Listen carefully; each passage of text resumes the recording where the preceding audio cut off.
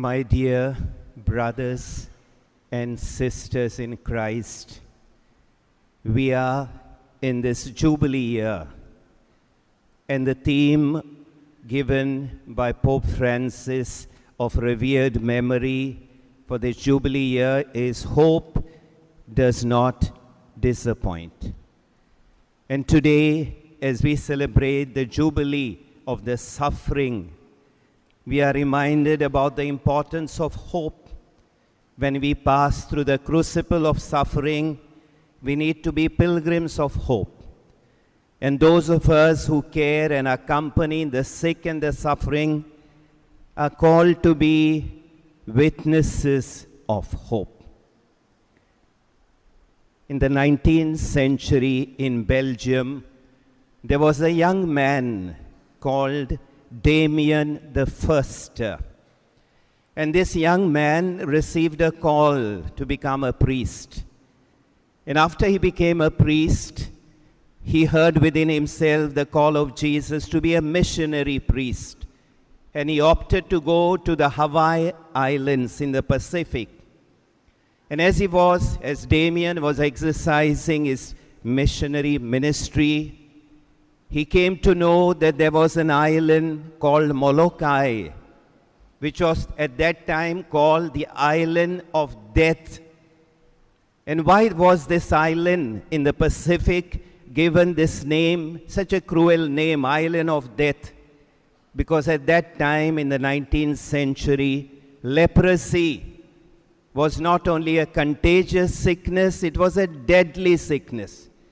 Anyone who would contract leprosy could not ever hope to survive. And therefore, such people who contracted this contagious, deadly disease were taken by the civil authorities and thrown on that island to live in isolation, in a situation of hopelessness till their death. There were hundreds of lepers living a miserable life on this island of Molokai. And this young priest felt the call of Jesus, the Good Shepherd, to go to that island. His bishop accompanied him. But his religious superiors told him, never touch a leper. Never allow a leper to touch you. Never sit down with the lepers and eat with them. But once this young priest, Damien, who is now known as Damien the leper, set foot on that island, he really became Jesus to each one of them. He loved the lepers. He cared for them. He proclaimed the living word of God, nourished their hope. He celebrated Eucharist, heard their confession, anointed the sick. He cared for the lepers, comforted them, bound their wounds. When they would die, he would dig their graves and give them a decent burial. The lepers were not even treated as humans. Their cemetery was infested with pigs and dogs who would bring the dead bodies out. Damien, together with his leper companions, built a new cemetery. He built new cottages. He built roads. He brought hope to those lepers. He identified himself so much with them that he would always say, we, the lepers. And after he had worked a couple of years giving hope to those lepers who were living in a situation of hopelessness, he himself contracted that illness. And when he came to know that he himself had leprosy, he wrote a letter to his bishop. He said, already I can see that leprosy has affected my cheeks, my ears. I will soon be disfigured. But I am calm and resigned because I know that the good God knows what is best for my sanctification. And all that I do is to keep saying, let your will be done. And a few days before he died as a leper, he wrote a letter to his brother in Belgium. And he wrote to him, I make myself a leper with the lepers to gain all for Jesus Christ. I make myself a leper among the lepers in order to gain all of them for Jesus. What an inspiring example. A man who spent himself to be a witness of hope, to nurture hope in those not only who suffered, but who were neglected, marginalized by the society. We have heard in today's first reading in the book of Numbers how the people of Israel, as they were journeying through the desert, they grew impatient. They started speaking against God and Moses. They told Moses, "Why did you bring us out? Here there is no food. Here there is no water. Why did you bring us to this wilderness to die?"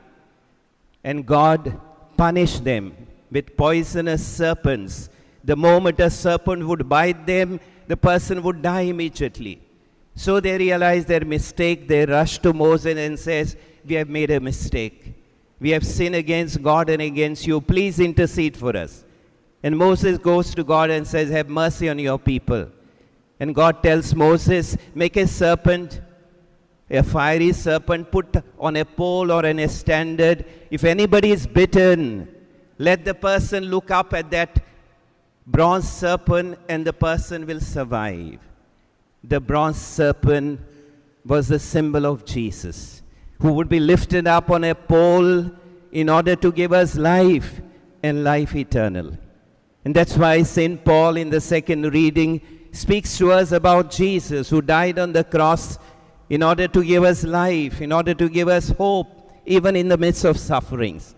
And St. Paul, writing to the Philippians, says he was the Son of God, but he did not cling to his equality with God. He emptied himself, taking the form of a slave. He became obedient till he died on the cross. He lived as a humble servant, as a slave. And that's why God exalted him and gave him above a name which is above every name, so that every knee in heaven and on earth would bow down before him.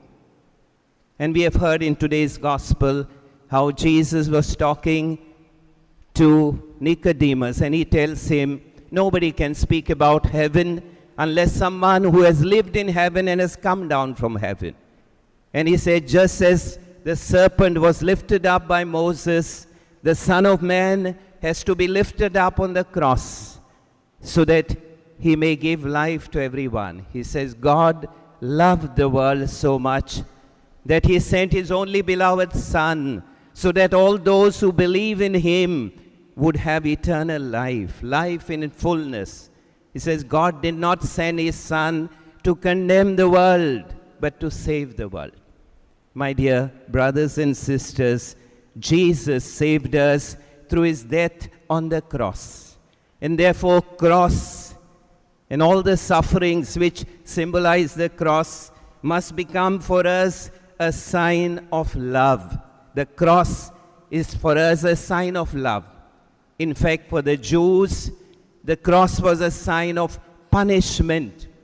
But because Jesus embraced that cross with love, love for whom? Love for his Father first, but love for each one of us, the entire human race. Because he embraced that cross with love, he turned what was an instrument of punishment into a sign of love. Even when Jesus was carrying the cross, he always loved people. When he was being caught, he said, let my disciples go free. Let them go free. When Peter took the sword and cut the ear of this soldier, Jesus could have said, Peter, wonderful, cut the other one also. No, Jesus says, put your sword back. And then Jesus bends down and heals the soldier who had come to catch him. Even on the way to the cross, Jesus loved people, cared for people.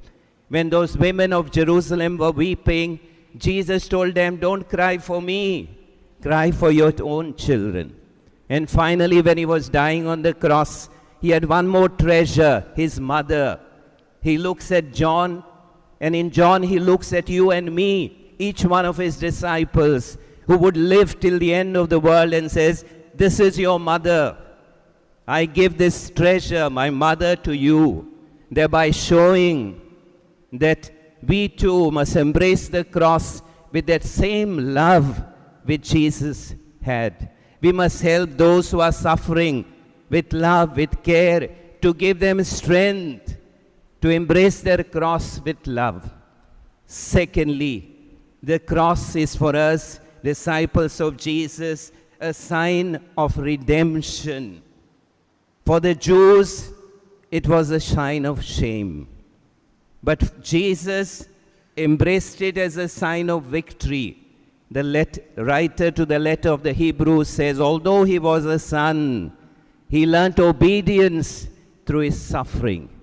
And that's why Jesus tells us, his disciples, you want to follow me? Take up your cross and follow me. Does Jesus want us that we should look out for crosses? Does Jesus want us that we should create suffering for one another? No. We don't have to look out for suffering. Suffering will come to look out for us. Suffering is an indispensable part of human life. Just as the cross has two beams, when our own will goes against God's will or some other will, all of us like to be healthy. None of us likes to be sick. But when sickness strikes at our door, our will clashes with another will. All of us like to be successful in life. But when failure comes, there is a cross in our life. All of us love to have money, the required wealth. But when poverty knocks at our door, there is a cross in our life. And Jesus embraced his cross in love. And that's why Paul used to say, I rejoice in my sufferings, because through my sufferings, I complete what is lacking in the sufferings of Jesus. Does anything lack in the sufferings of Jesus? Nothing. They are supremely perfect. But when you and I, his disciples, members of his body, embrace our sufferings with love, we may become sharers in the redemptive sufferings of Jesus. Our sufferings become redemptive. They become a treasure. They become a miracle. And finally, the cross is for us, disciples of Jesus, a sign of hope. When the whole human race was living in a condition of hopelessness due to our sin, just as those lepers on the island of Molokai, Jesus climbed the cross for all of us and became a sign of hope for us. St. Paul, in the letter to the Corinthians, first letter, chapter 15, he says, if Jesus had not died and risen again, our faith would be empty without our foundation. Our faith and our hope are anchored on the death and resurrection of Jesus. My dear brothers and sisters, today when we celebrate the feast of the exaltation of the cross and at the same time jubilee of suffering, let us thank Jesus that he suffered, died and rose for us, thereby making sufferings for all of us a sign of love, a sign of redemption, a sign of hope. Let us accompany all those who are suffering, who are sick, who are lonely, who are burdened, and become for them pilgrims and signs of hope as Jesus was.